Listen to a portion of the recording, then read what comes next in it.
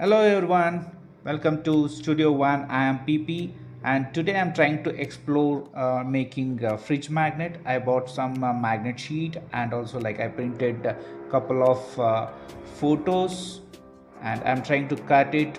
Some of the images or cuttings have gone wrong. I would show that in a minute.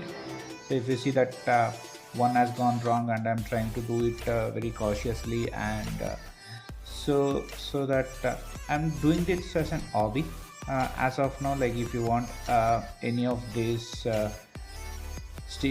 magnets, you just DM me, like I can send it across to you.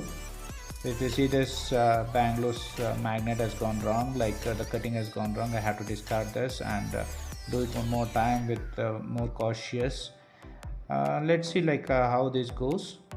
So let me know like if you want this.